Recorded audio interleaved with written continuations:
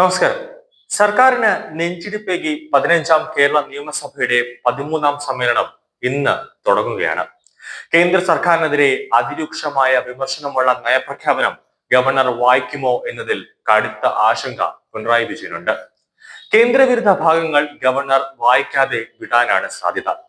UGCക്കെതിരെ നിയമപ്രമേയം പാസാക്കും. സംസ്ഥാന ബജറ്റ് ഫെബ്രുവരി 7-നാണ് ആരംഭിക്കുന്നത്. അൻവറിന്റെ ആരോപണങ്ങളും വയനാട്ടിലെ ആത്മഹത്യയും മാസപ്പടി വിവാദങ്ങളുമെല്ലാം സഭയിൽ കത്തിക്കേറും എന്ന കാര്യത്തിൽ യാതൊരു സംശയവുമില്ല.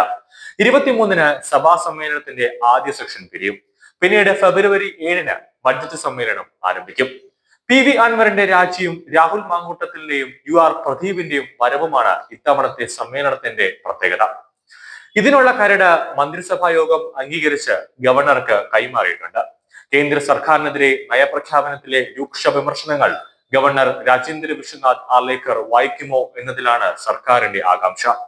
വിവിധ വകുപ്പുകളുടെ നിർദ്ദേശങ്ങൾ സമാഹരിച്ച് additional chief secretary doctor A Jayathilak തയ്യാറാക്കിയ നയപ്രഖ്യാപന കരടിനാണ് മന്ത്രിസഭാ യോഗം അംഗീകാരം നൽകിയത്. ഭരണഘടനാ പ്രകാരം നയപ്രഖ്യാപന പ്രസംഗം നടത്താൻ ഗവർണർക്ക് ബാധ്യതയുണ്ട്.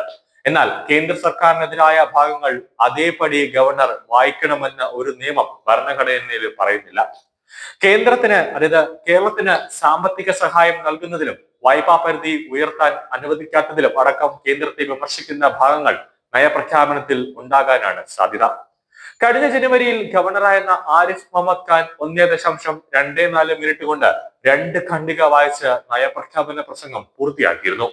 ഇത് രാജ്യത്ത് തന്നെ റെക്കോർഡാണ് സൃഷ്ടിച്ചത്.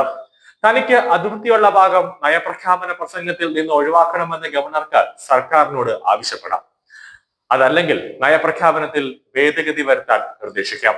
അതുമല്ലെങ്കിൽ ഗവർണർക്ക് അത് വായിക്കാതെ ഒഴിവാക്കുകയും ചെയ്യാം. പക്ഷേ ഒഴിവാക്കണോ എന്ന് തീരുമാനിക്കേണ്ടത് സർക്കാരാണ്. എങ്ങനെ വന്നാലും പന്ത് ഗവർണറുടെ കോർട്ടിൽ തന്നെയാണ്. വിയോജിപ്പുള്ള ഭാഗങ്ങൾ വായിക്കാതെ വിടുകയും ചെയ്യാം. മുഴുവൻ വായിച്ചില്ലെങ്കിലും തുടക്കവും ഒടുക്കവും വായിച്ചാൽ നയപ്രഖ്യാപനം മുഴുവൻ വായിച്ചതായി കണക്കാക്കപ്പെടും.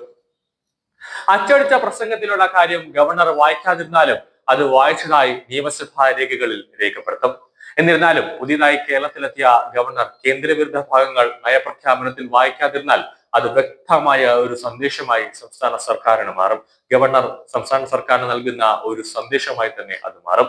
പുതിയ ഗവർണറായി ചുമതലയേറ്റ രാജേന്ദ്ര വിശ്വനാഥ് ആർലേക്കർ ആദ്യമായി സർക്കാരിന്റെ നയപ്രഖ്യാപനത്തായി വെള്ളിയാഴ്ച സഭയിലേക്ക് എത്തുകയാണ്. ആദ്യ ദിന നയപ്രഖ്യാപനം മാത്രമാണ് കാര്യ പരിപാടി. തിങ്കളാഴ്ച മുതൽ ബുധനാഴ്ച വരെ നയപ്രഖ്യാപനത്തിനുള്ള നന്ദി പ്രമേയ ചർച്ചയും മറുപടിയുമാണ് നടക്കുന്നത്. സംസ്ഥാന സർവകലാശാലകളുടെ ഭരണം ഗവർണർമാർ മുഖേന കൈപ്പിടിയിൽ ഒതുക്കാൻ ലക്ഷ്യമിട്ടുള്ള UGC കരട് റെഗുലേഷനെതിരെ സഭയിൽ ഒരു പ്രമേയം അവതരിപ്പിച്ചേക്കും. പക്ഷെ അത് ഗവർണർ ഏത് രീതിയിൽ അതിനെ എടുക്കുമെന്നതാണ് ഇനി കാത്തിരുന്ന് കാണേണ്ടത്.